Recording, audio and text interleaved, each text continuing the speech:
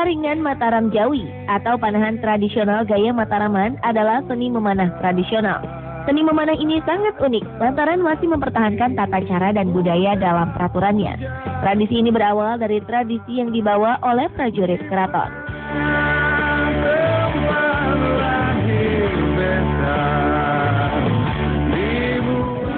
Panahan tradisional gaya Mataraman atau biasa disebut dengan jemparingan.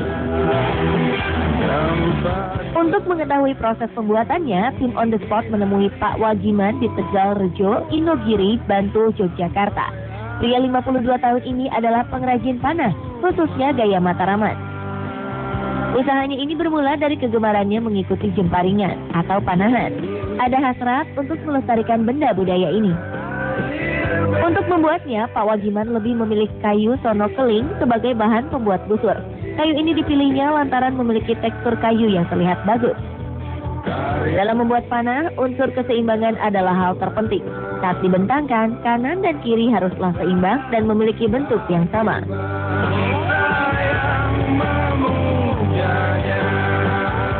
Untuk membuatnya, langkah pertama adalah membuat cikata atau gendewo.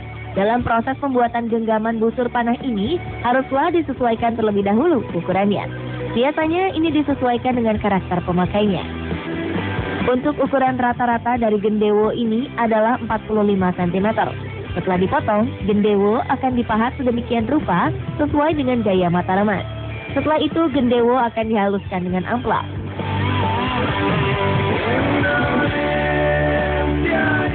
Setelah gendewo selesai dibuat, langkah selanjutnya adalah menyiapkan sayap yang terbuat dari bambu. Kedua sayap ini diikatkan dengan benang atau senar. Lalu Pak Wagiman akan menyetel sayap kanan dan kiri agar seimbang. Jika ada bagian yang kurang seimbang, maka sayap bambu akan diamplas lagi. Jika dirasa sudah seimbang, gendewo akan dipelitur atau dicat sesuai dengan keinginan pemesan. Proses pembuatan satu gendewo ini bisa memakan waktu 5 hingga 7 hari. Untuk tali busur, Pak Wagiman menggunakan tali benang PE. Sedangkan untuk anak panahnya, beliau sanggup membuat satu anak panah dalam sehari. Bagian tersulit dalam pembuatan anak panah ini adalah pemasangan bulu. Dalam anak panah ini terdapat bedor atau mata panah. Bedor terbuat dari besi. Biaya pembuatan satu busur panah sekitar Rp500.000. Sedangkan untuk harga satu anak panah, Pak Wagiman mematoknya sebesar Rp35.000.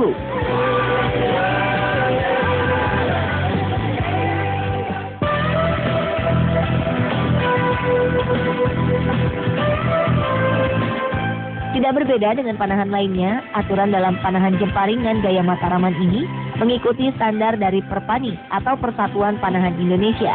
Hanya saja sasaran panahan adalah bandolan atau orang-orangnya. Bila mengenai kepala berwarna merah akan mendapatkan poin tertinggi, yaitu 3. Sedangkan jika mengenai bagian lainnya akan mendapatkan nilai 1. Suaranya ditentukan dengan poin yang menancap di bandulan berwarna putih itu berpoin 1, yang berwarna merah berpoin 3. Untuk mengikuti jemparingan tentu saja dibutuhkan peralatan seperti busur, anak panah, dan bandulan atau target. Perlengkapan yang secara pribadi adalah busur dan anak panah. Kemudian yang kita butuhkan adalah sasaran berupa bandul. Dimensinya kira-kira diameter seperti tabung. Diameternya adalah sekitar 3 cm sampai 4 cm.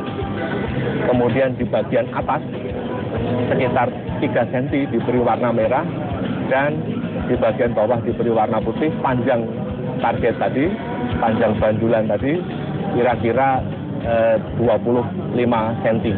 Terbuat dari batang padi yang dibungkus kain.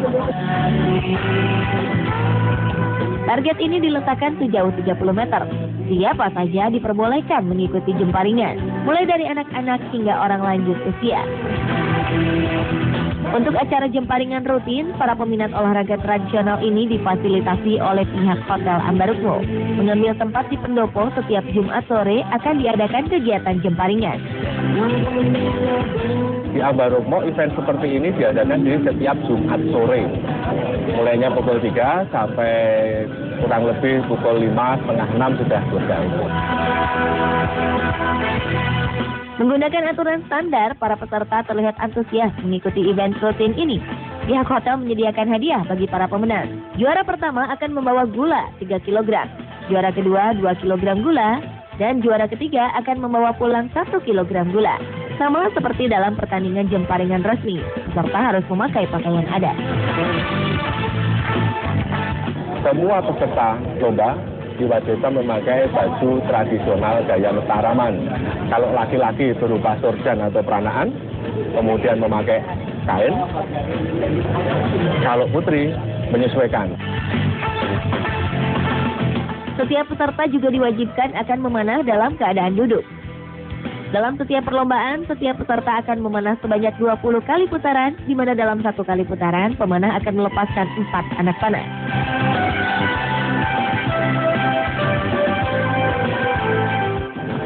Di dalam sebuah lomba, format resmi sebuah lomba, setiap pemanah akan menyelesaikan 20 rambahan. Satu rambahan, seorang anak panah melepaskan 4 batang anak panah.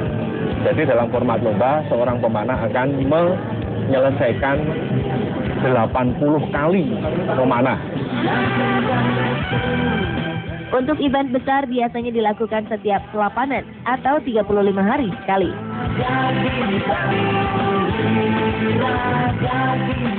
Sedangkan untuk mengukur anak panah, Pak Winantu akan memberikan informasinya.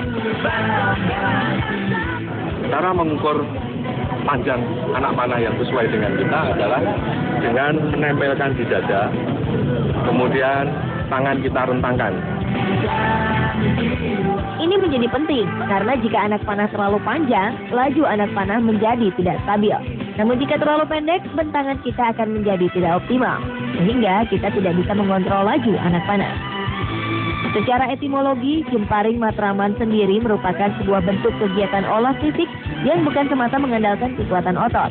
Utamanya adalah kekuatan manah atau hati.